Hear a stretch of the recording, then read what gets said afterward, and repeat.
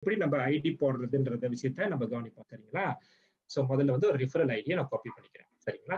அப்ப நான் ரிஃபரல் ஐடியை காப்பி பண்ணிட்டேன். அப்ப ரிஃபரல் ஐடியை காப்பி பண்ணிட்டு நான் அடுத்து என்ன செய்யறேன்னா டோக்கன் பாக்கெட் வாலெட்டுக்குள்ள பூந்து அப்ப நான் ஐடி போடும்போது முதல்ல டேப்க்கு போறேன். டேப்க்கு போய் என்ன செய்யறேன்னா அங்க மேல உங்களோட அந்த சர்ச் இது இருக்கும். அங்க வந்து என்ன செய்றீங்கன்னா அட்ரஸ் பார்ல அந்த ரிஃபரல் ஐடியை பேஸ்ட் பண்றீங்க. பேஸ்ட் பண்ணிட்டு அங்க கிளிக் பண்ணிட்டு இங்க கோன்னு ஒரு பட்டன் வரும், இல்ல என்டர்னு வரும். இதை நம்ம கிளிக் பண்றோம் சரிங்களா. சரிங்களா. சோ நம்ம கோன் தட்டின உடனே அது லோட் ஆகும் சரிங்களா. இங்க இந்த மாதிரி வந்துடும் இந்த பேஜ், அடுத்த ஐடி போடுற பேஜ். இதுல முக்கியமா கவனிக்க வேண்டியது என்னன்னா நம்ம ரிஃபரல் ஐடி நம்ம அதை காப்பி பண்ணும்போது அந்த கடைசியில ஒரு டிஜிட் வருது பாருங்க, 26 வந்ததுல அந்த மாதிரி இந்த 26ன்னு காமிக்கணும். அப்ப அங்க வந்து 8ன்னு வந்தா 8ன்னு காமிக்கணும்.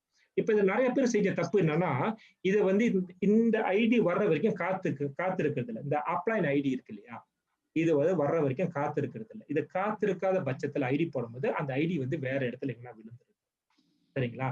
ஸோ ஆக முக்கியமான ஒரு விஷயம் வந்து இதை கவனிக்கணும். நம்மளோட அப்ளான் ஐடி அங்க வந்திருக்கா அப்படின்றத கவனிக்கணும்.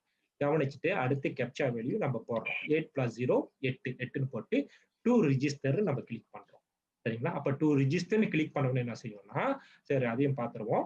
முக்கியமான விஷயம் நான் மீண்டும் மீண்டும் வலியுறுத்தி சொல்றேன், ஐடி போடும் பொழுது இங்க அப்ளைன் ஐடி இருக்கான்னு பாத்துக்குங்க.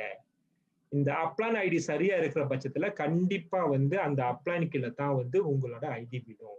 இல்லாத பட்சத்துல அது எங்கன்னா போய் விடுதுறோம், அதுக்கு நாங்க பொறுப்பு கிடையாது சரிங்களா. இதை பாத்துக்கங்க. சரி அடுத்து என்ன செய்யறோம்னா டு ரிஜிஸ்டர். டு ரிஜிஸ்டர் கேட்கும்போது 600 ட்ரான் வருதுங்க. 600 ட்ரான் வந்து கன்ஃபார்ம் தட்டினீங்கன்னா உங்களோட பாஸ்வேர்டு கேட்கும். உங்களோட பாஸ்வேர்டு நீங்க போட்டீங்கன்னா அடுத்து வந்து நீங்க ரிஜிஸ்டர் பண்ணிடலாம். சரி அப்ப நீங்க போட்டீங்கன்னா நீங்க ஐடி வந்து உங்களுக்கு விழுந்துரும். ஓகே. ஸோ இந்த மாதிரி வந்தோடனே நமக்கு ஐடி நம்ம டேஷ்போர்ட் வந்துடும் சரிங்களா.